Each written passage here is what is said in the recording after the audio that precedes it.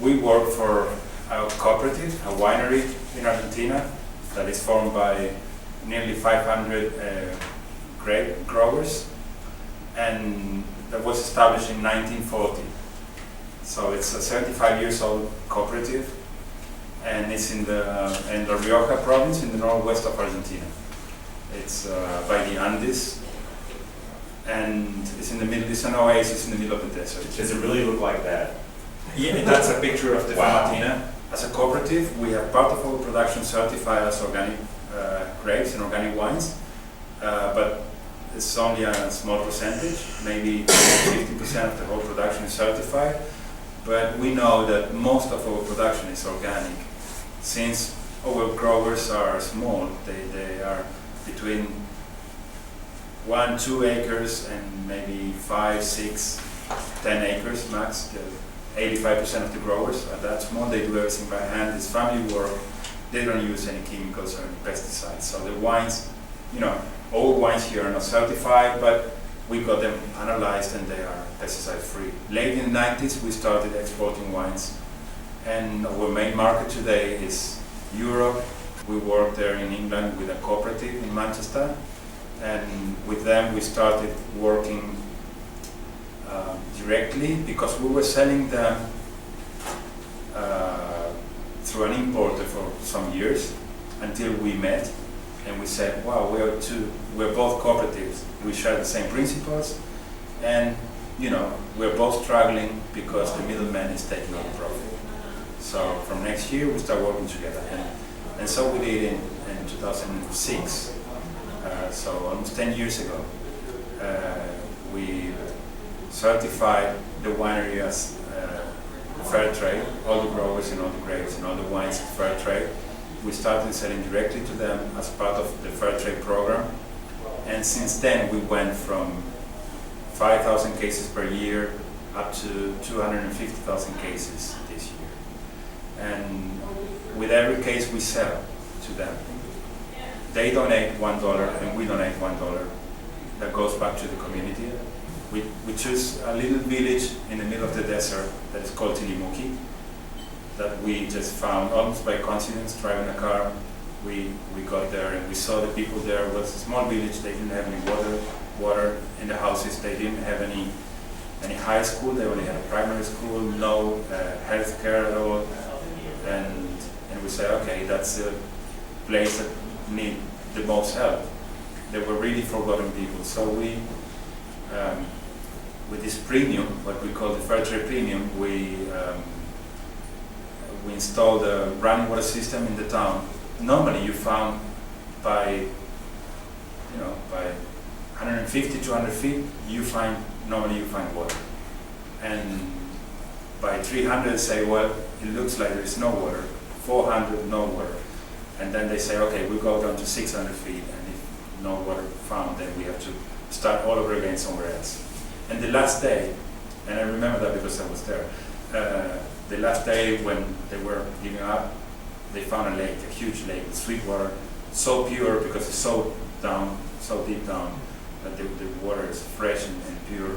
And so we built this huge tank and installed in every house a running water system.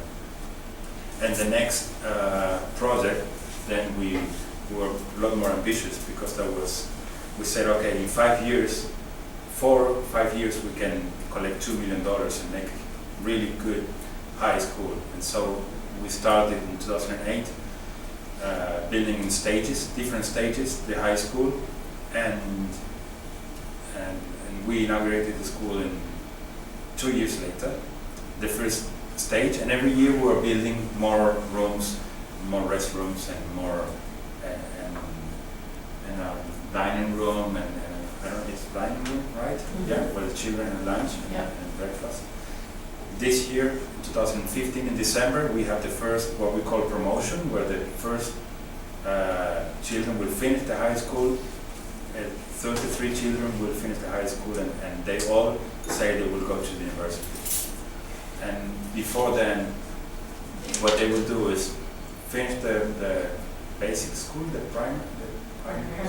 primary school with 12, 14 years old, and then they will get a job at the vineyards, working in any vineyard, and you know, with 18 years old they will get married, have children. Most of the families there were like young people, 28, 30 years old, with 6, 7 kids, 8 children, very poor, with no access to education or healthcare.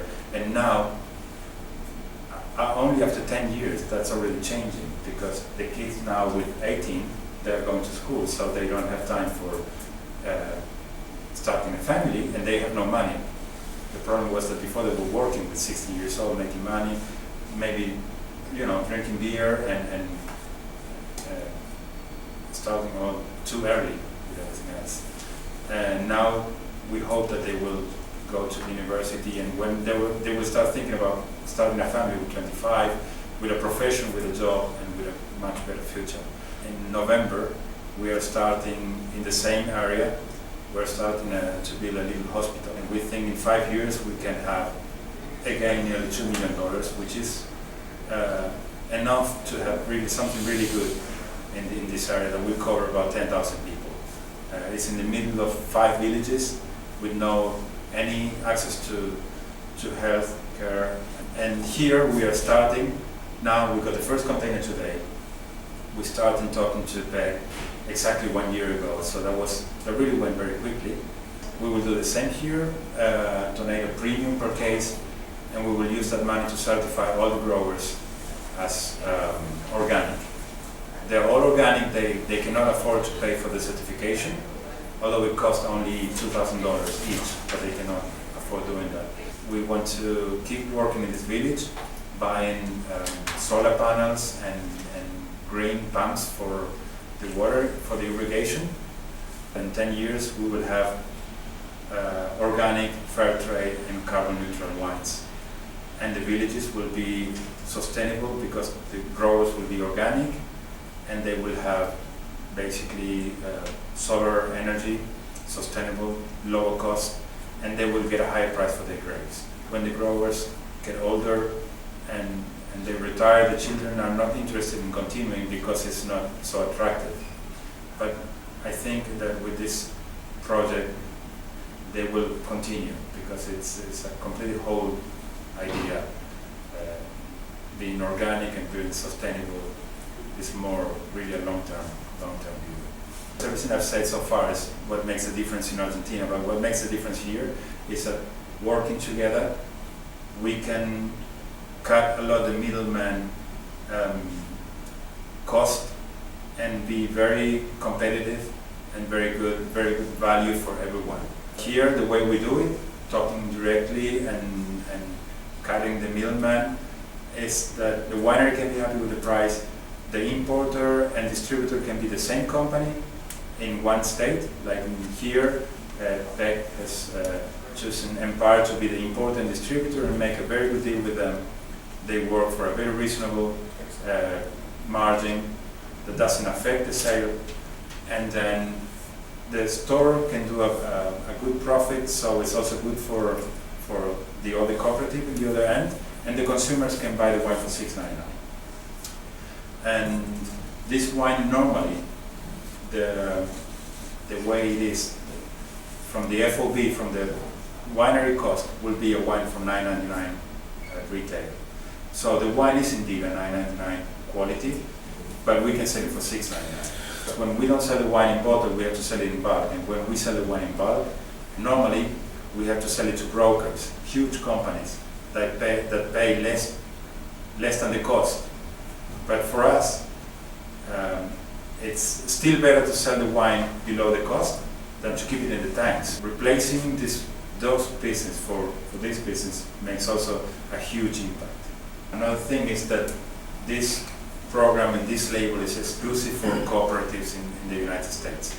That's not something you will see in other supermarkets or in other stores that are not cooperatives.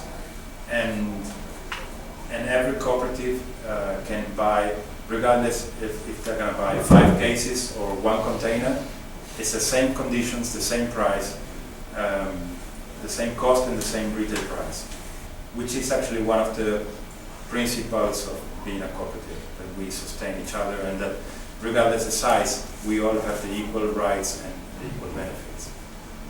So it's fantastic that we can do that, and I have to say that that wouldn't be possible without you, Weber Street Market, where everything started, and with that initial volume, we can also give the smaller cooperatives what they need at the same cost.